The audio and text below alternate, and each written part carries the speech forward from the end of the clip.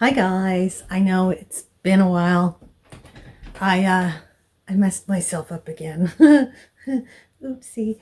I was just starting to feel better and then I tripped over Bobo and I fell and I made my back worse. But I have been filming here and there, but none of these videos have their endings yet because I can only work on it for a little bit and then I have to take a break. But there will be content coming. I promise you the New Year's shall be a deluge of videos. I have a hard time editing too because sitting like this is one of the harder things to do. But I have been poking away at doing some stuff for you guys. But today I thought I would share. I got some fluffy mail. Now this is from Chaotic Fibres, which is a fantastic name. And they're in BC. As I want to do when I'm feeling bummed as I went shopping. I wanted to get some hand-dyed roving that I didn't hand dye. So, in cruising the internet, I found Chaotic Fibres. So I thought we would give them a try and see how we feel about their products. So, here we go. Do I remember what I ordered? Only a little bit. Oh my goodness. Oh, this is fantastic. Ooh, ooh, ooh. Okay, that's the shipping packing slip. Here we go. We've got Carrie Daw. There is the business card. And there is the information, should you want to check them out for yourself. And from the look of this package, you just may want to. Oh, isn't this pretty? Oh my goodness.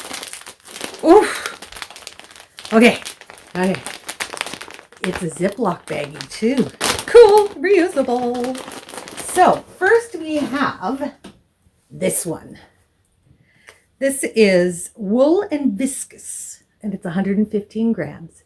But look at those colors. They're so pretty. Doesn't specify type of wool, but look at the dyes. Just so pretty. Oh, we're going to be doing some spinning. So smushy. I love it. And next we have neon colors. I wanted something bright and cheerful. So this is Polworth. But look at how bright that is. I don't have neon dyes. I'll probably get some eventually, but because I don't have them, this is not a colorway I could make myself. And it is gorgeous. Look at it. Oh, I want to spin. Oh, I want to spin so bad. And then this was a product that I have never had and I've been eager to try. So I figured I would get some. So this is 100 grams of silk laps, which is like the wrapped around the drum things, cut it off for spinning. And oh my goodness, look how fluffy it is. Oh my, this is amazing. I've never worked with silk laps and this is just, so this was $34.50 Canadian, guys, Canadian, which is a very good price. And I'm going to just unwrap this here and we're going to see. Oh, I think I just found a new love. Oh my goodness. Oh, we're still unraveling the sheet. I'm going to go a little farther. Still unraveling the sheet. I think that's, yeah, that's the unfolding has been done. Look at this. Oh my goodness. Why have I waited so long to get silk laps? Look at this.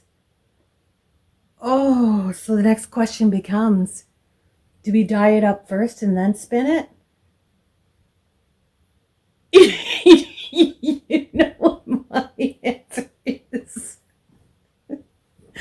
I didn't plan on this today because I'd honestly forgotten what I'd ordered, but silk on my nose. We're going to the kitchen. I'm dyeing this. Now this should technically soak overnight, but what I'm going to do is I'm going to go throw it in some warm water and warm soapy water. The soap actually helps it penetrate the fibers better. So I'm going to go throw this in some warm soapy water and I'll let it soak for an hour or so. And then we're going to dye it. And I'm going to get this video up as quick as I can. But I absolutely, I can't tell you, like, this is freaking amazing. Like, I so want to work with this. So I got to get it dyed so I can start spinning it. But it's like little fiber sheets. Like, I really think I found a new love. Can you imagine putting this in as texture on a bat? Oh, like, look at the texture in that. But it's so soft. So soft. Okay, I'm going to get it soaking so we can get dyeing. The good kind of dyeing with an E. All right, I'll check back with you when it's ready for the dye. All right, far be it from me to keep it simple. We're going to do a yeet for yarn. If I can just find a little dish, this will work. And we're going to...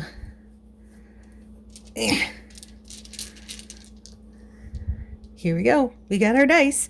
All right, so... We're going to choose up to 8 colors. Shall we go 8? Let's go 8. And then we need our D20, which is this one here. Okay. Oops. So we're going to take our D8 and our D20, and we're going to yeet for yarn.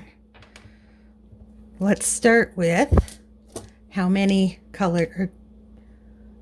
Yes, how many colors? Oh! Oh, we're going to have 8 colors. So we need to roll the dice 8 times. Don't mind my cats in the background. All right, here we go. First one. 14. That's 1. 2. 10. 3. 4. 16. 2 more. Whoops. 11. And last one.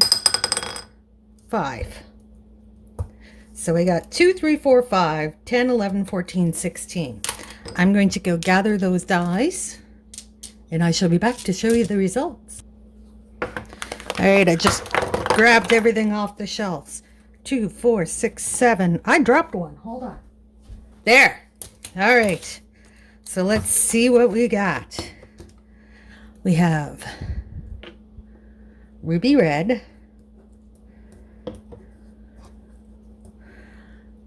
and flame red. So we have a warm tone and a cool tone.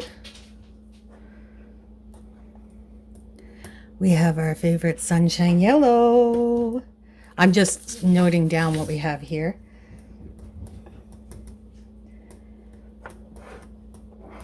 Then we have jacquard vermilion. Now, I can't remember if this is the cool or the warm tone, but apparently there's going to be a ton of red in this. All right, now we got our country classics. So we have pine green, ripe tomato, which is actually more a pink than a red. It's like a hot pink. Then we have mahogany, which is like, it's like a brownie red. and cherry. This is like all red. Like this is all red tones except for this one and this one. All of these are different shades of red. And then we have pine green and sunshine yellow. So I think what we will do, the cherry and the ripe tomato are very similar, so we'll put them together. Trying to figure out how we're going to lay this out. So what if we went, all right, so we'll have flame red and ruby red on opposite ends because they're warm and cool tones. We'll put the vermilion in the middle. Then we're going to have the yellow and pine green. Then we have our pinks. And what if we went mahogany on this side and jacquard on this side? Okay, let's switch this around. So we're going to have ruby red, ripe tomato and cherry,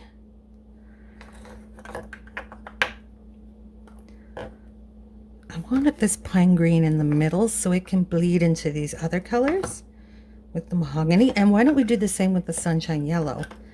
And then that way we can get red, pink, mix, reddish red. Okay.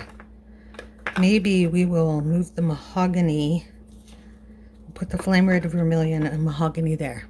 Okay. I'm happy with this. Now, the way I'm laying it out is because I'm going to be using one of these big pans. So you can see how I'll just do color, color, color, color, color. I don't think I'll be doing it in stripes. Maybe. We'll see. This is kind of what I want to go with, so we'll see how that turns out. So I'm going to get my oven warming up to 450. Oh, this is silk. I don't want to heat it up too much. So I'm going to take it down to 350. Not that I think it matters because it is lap. It's not going to have the same kind of shine. If you heat silk too much, you lose the shine. But I think because this is lap and it already doesn't have the shine, that will be okay. But we shall see. All right, I'm going to get things set up. I'm not going to lie. I actually only let the silk soak for maybe 20 minutes. Now, the reason you want to let silk soak a long time is it's hydrophobic, which doesn't mean afraid of water. It means resists absorption of water. But with a little bit of soap and some warm water, and then squeezing the fiber, like I find it when you squeeze the fiber, press the air out under the water and then release it, it like sucks that water in. Now, if you do that with wool, there's the chance you're going to felt it, but the silk should be just fine. Now, I'm trying to just kind of lay out the sheet here. There we go. Because that's basically what silk lap is. It's just a big sheet of silk.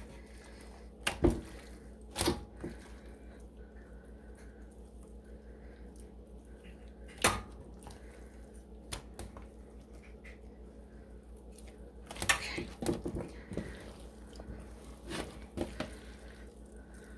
My ends have gotten rather tangled, but I'm not going to worry too much about that. Now we're just going to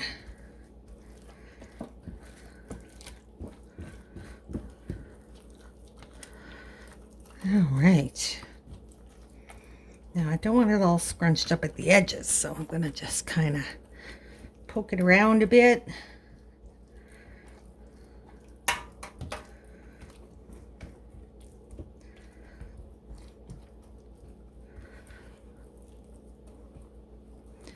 All right.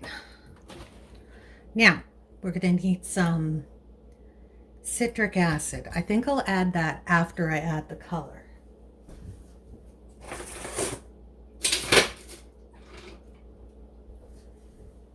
Now, once again, do as I say, don't do as I do.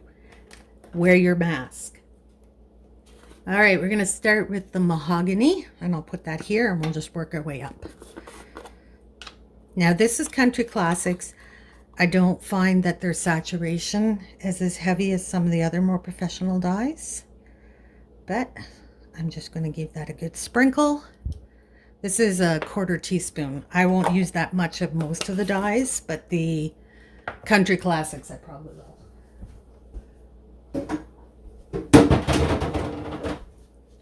Oops. I just wanted to grab my towel so I can wipe off my spoon so I'm not contaminating my dyes. All right, so after that, we wanted flame and vermilion. So here's our flame red. And I'm just going to use just a little bit of this, because once we add the water, that color is going to spread out. So I don't want to put too much in. Just kind of getting the stuff off the spoon.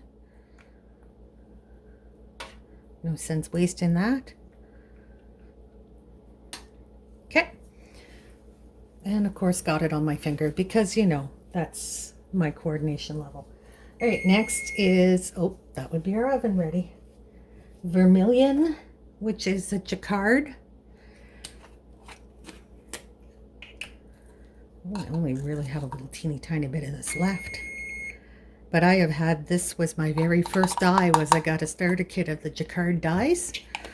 That was a long time ago, and this dye still works fine. So I don't believe there is a shelf life on dyes. Some people say there is. I don't believe there is. All right. Now this one seems to have a blue undertone, so I'm going to say this is a cool red. This one has an orange undertone, so this would be a warm red. And I've got them right next to each other. I make my own rules. Gosh darn it. All right, next we have our sunshine yellow. Now, I want this to bleed out into the other colors, so I'm going to use quite a bit of that. Do I know what I'm doing? No, not really. Do I care? No, not really. It's all in the name of fun. If it doesn't work out, then I just buy more silk lap and go again. But really, how can it go wrong? If the colors don't go together, I just pull off a strip and away I go. Hey, and then we wanted our green next to our sunshine yellow. That one's done. Green. Here's our green. Now, I think the green was fairly saturated in this one, but I do want it to run out, like bleed into the other colors. So I will use a full teaspoon of this. So next we have tomato and cherry, which are our pinky shades. Maybe I'll put them last and I'll put the ruby red next. Yeah, I think that's what I want to do. I'm going to put my ruby red and then my tomato and cherry at the top. This is kind of looking fun. All right, so here's our cherry.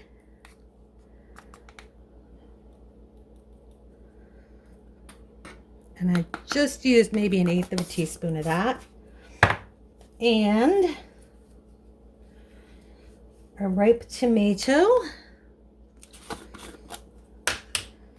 which is probably a very similar shade, but oh no, it's a little more purple. Okay, there we go. And we're going to top it all off with some ruby red.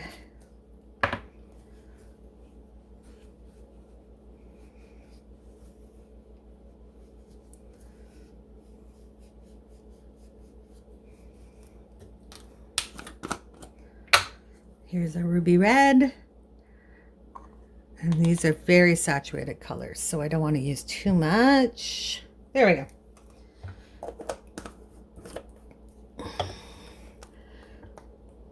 Like I said, this is ending up a very red, heavy pan, and I'm okay with that. The dice know what they're doing. Okay.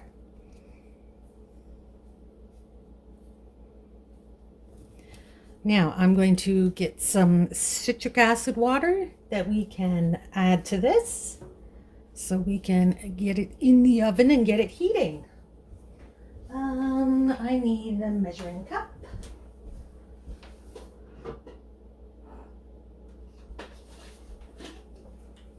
Actually, I have my little, what do you call that stuff? Coffee whitener container. And I'm going to try mixing it in that and see if it goes everywhere.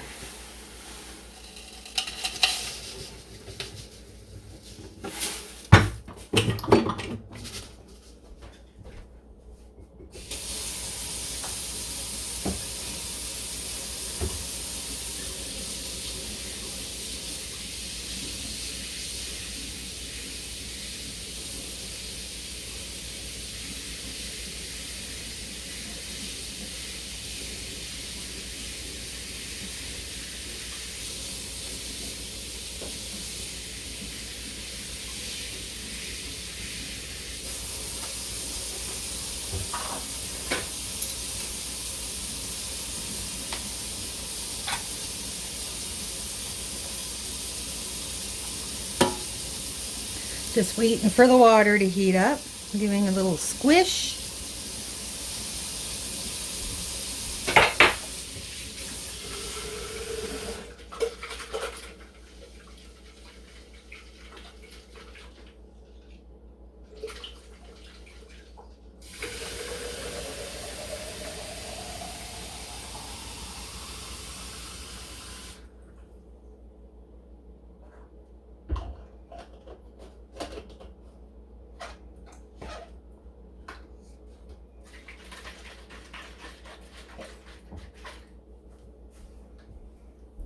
Okay, citric acid water. Just gonna bloop bloop, bloop bloop. Just kind of get it across each one of them. This is a very strong citric acid. There we go. Okay, I think that's enough. Now,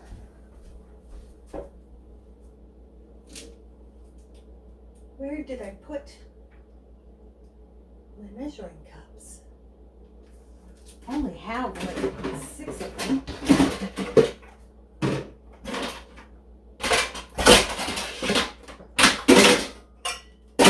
Found them.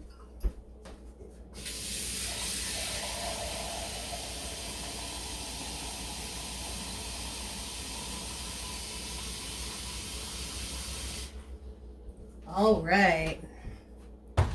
Now, I'm just going to push that into the citric acid mix a bit.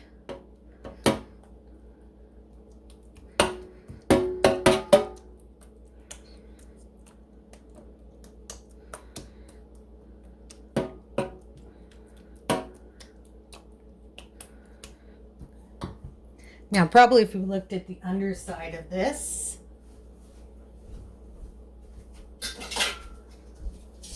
we'll find that no color has penetrated yet. Now we're going to top it up with just some warm water. And this is where we're going to kind of lift it so the color can get underneath.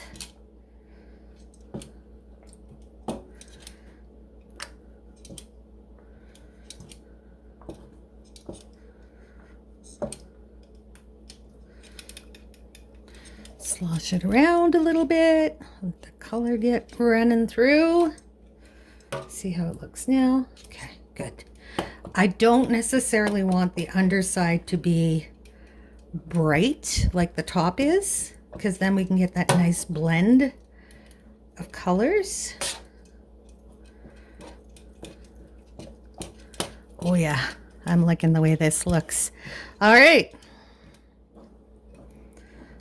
Now, I'm going to pop this into the oven. I think I'm going to put a little more water in there though. I don't want my silk to burn.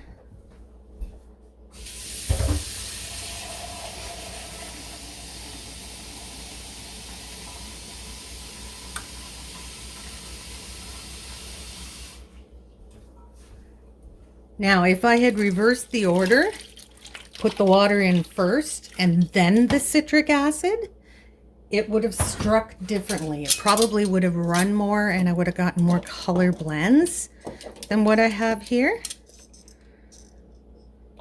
But I wanted to get that color to strike before it spreads. So that's why I did the citric acid first and then the water. All right, that's as good as it's going to get. I'm going to cover this up and I'm going to pop it in the oven probably just for 15 minutes and I'll check it because like I said, I don't want my silk to burn.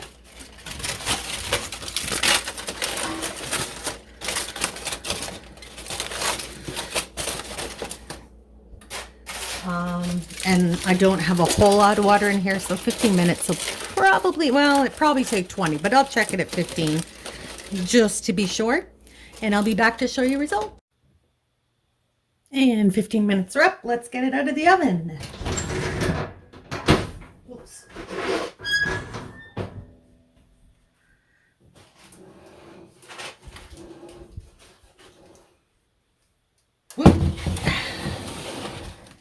Okay. Let's see how we're doing.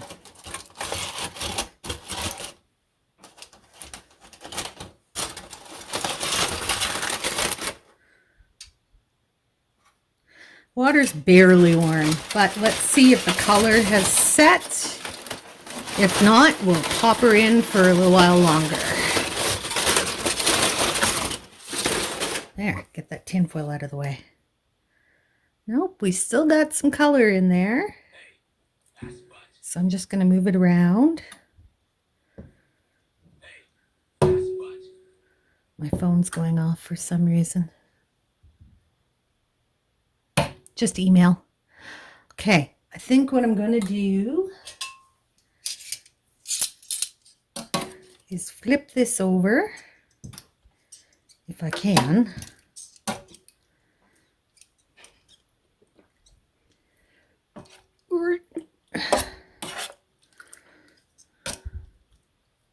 We'll see how it's doing on the other side. So it looks like all we have left in here is some yellow floating around.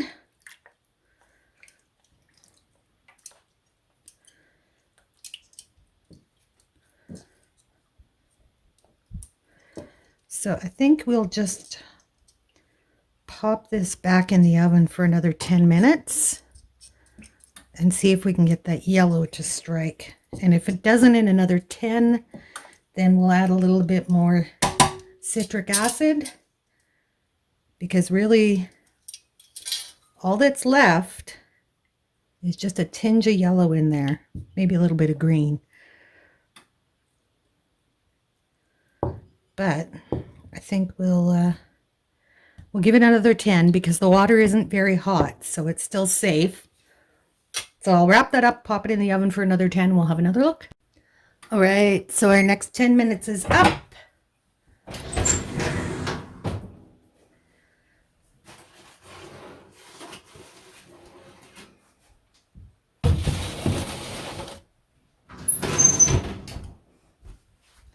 Let's get a look.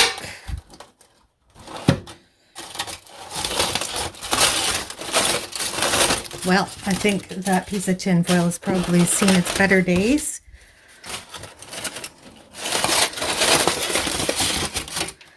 Alrighty.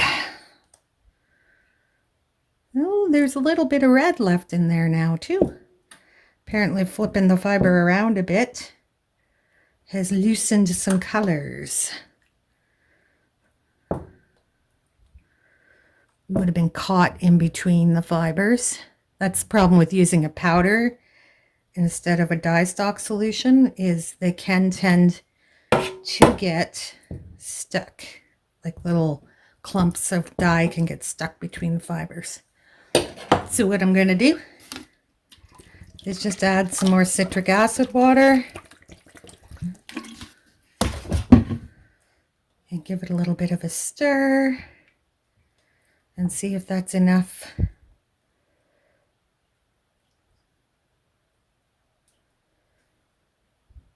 So you can see how much dye is actually left in there. It's barely anything at all. So we'll just pull it back the other way.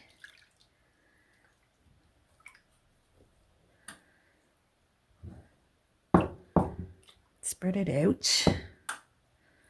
All right, I think we're done with heat. There's really not enough left there to be bothered with. So I'm going to shut off my oven. I'm going to let this sit for 5 minutes. And if there's anything left, it's all going to come out in the wash. Literally. So I will get this washed up and put it to dry. And when it is dry, we shall come back and have a look. So apparently I should have cooked it longer or used more citric acid or let it set for longer. I don't know what. But after 5 wash and rinses, it's still bleeding color, and it almost seems to be getting worse as we go. So what I've decided to do is I'm going to let this dry. And I think it turned out so pretty. Like, there's some really cool color blending happening here too. That's just so fun. We've got some peaches and pinks and reds and oranges and yellows and greens. We got everything but blue and purple in here, which is really fun. So I'm going to let this dry and I'm going to spin it. And then once it's yarn, I will reset the dye. I will soak it properly overnight. And we'll set the dye in yarn form and make sure that it's not bleeding anymore. Because at this point, if I keep rinsing, I'm just worried all the color is going to just disappear and it won't set at all. So this is why you should do as I say, not do as I do. Actually soak your silk for a good long time before you try to dye it. So this will be it for today. I'm going to let this dry. It could take a while. But I will set it out to dry. When it's dry, I will spin it. I'll make that another video. And we will set the dye after we've spun it. I can't stop flipping it around and looking at all these colors. Look at the way this silk makes this web. It's fantastic. This is going to be so fun to spin. I'm totally thinking core spinning. It's got to be core spinning to make that nice fluffiness. Oh, we'll try a few methods. But anyways, that's for another day. I'll stop blathering and get this done so I can get it uploaded for you guys. So, like I said, I'm starting to feel a little bit better. So look forward to a flurry of videos. And everybody have a happy new year. And I shall see you in the next video. Thanks, guys.